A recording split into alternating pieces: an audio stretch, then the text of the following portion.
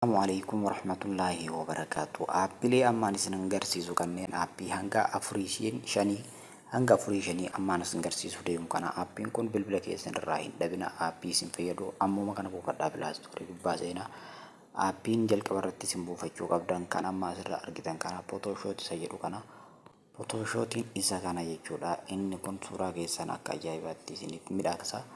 Isiniin midhaagsu qofa osoo hin ta'in uffatatti isiniif jijjiira. Isa kana salphumatti argachuu dandeessan pilaastorii gubbaa seenuudhaan qofa argattu jechuudha. Jalqaba irratti kan isin agarsiisuu barbaade kan yeroo baay'ee isinitti rakkachaa jirtan aappii uffata barbaadan aappii suuraa keessan akka ajaa'ibaatti dugda duubarraatiin qulqulleessu. Innis maqaan isaa akkana kunuuti akkasitti argitan kana jechuudha.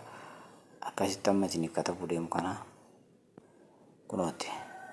Background eraser photo isa jedhu kana jechuudha. Haala kanaan irra teentaniitiin salphaatti kan argachuu dandeessan. Innis isaan kanneen keessaa kana. Aappiin kun aappii baay'ee murteessaadha. Aappii baay'ee ani isiniif filadheera jechuudha. Aappii kana jalqaba irratti buufattan akkuma as keessatti argitan isaan asitti argan kun hunduyyuu dalaguu danda'u. Inni kun garuu wanti adda isa godhu aappii baay'ee bareedaadha.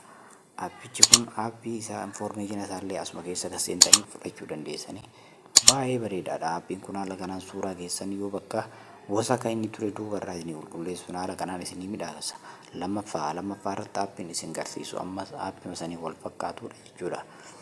Aappiin lammaffaa irratti ani isin agarsiisu Photoshop kan jedhamu jalqaba irratti isin agarsiiseera. Hangamma aappii lama isin agarsiiseera. Sadaffaa irratti aappiin isin agarsiisu Pixellab. Pixellab kun waan hedduu isin fayyada. Isa jennuun kana Pixellab jechuun isa kana jechuudha. Pixellab kun suuraa keessan salphumatti koofii adda addaatti isin jijjiiruu fi tampiinaliiwwan adda addaa ittiin hojjechuuf kan isin gargaaru. Pixellabis irra seenuudhaan ani buufadheetiin jira. Information isaa wanta inni dalagu salphatti as jalaa argachuu dandeessan. Egaa hordoftoota koo akkuma argaa jirtan asitti suuraa keessan haala ajaa'ibaatiin ittiin qindeessuu ittiin bareechuu kan isin dandeessisu. Pixellab aappii baay'ee bareedaadha. Aappii kanas asumarraa pilaastorii keessan gubbaadhaa argattu jechuudha. Akkuma asitti argitan diizaayina kanaan suuraa keessan hundayyuu tolfachuu ni dandeessanii. Kana fakkaata. Sadaffaa irratti kan isin agarsiisu. Kan namoonni hedduun jaallattan jechuudha. Garuu fedha isaa qabdan kan argine YouCut Video Editor isa jedhu.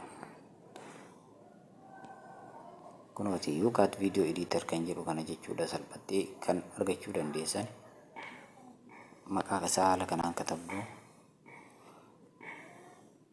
yookaan YouCut aappii viidiyoo kan jedhu kana irratti tuquudhaan salphatti argattu. YouCut Video Editor jechuudhaan isa argachuu dandeessu. Kunooti aappichis isa kana jechuudha. YouCut Video Editor Maker kan jedhu kana jechuudha. Ana buufadheetiin jira. Information isaa akka jalatti argitan kana baay'ee isin fayyada. Suuraa keessanii viidiyoo keessan haala salphaatti isin qindeessu. Nama kamuu hin bifa salphaadhaan qindeessa. Akkasumas baay'ee bareedaadha. Dugda duubarraa qulqulleessuuf illee baay'ee isiniif salphata. Aappiiwwan amma hangammaa isin agarsiise kanneen buufadhaa isin jira. Yeroo gaarii qabaadhaa. Barnoota biraatiin wal agarruutti nagaatti.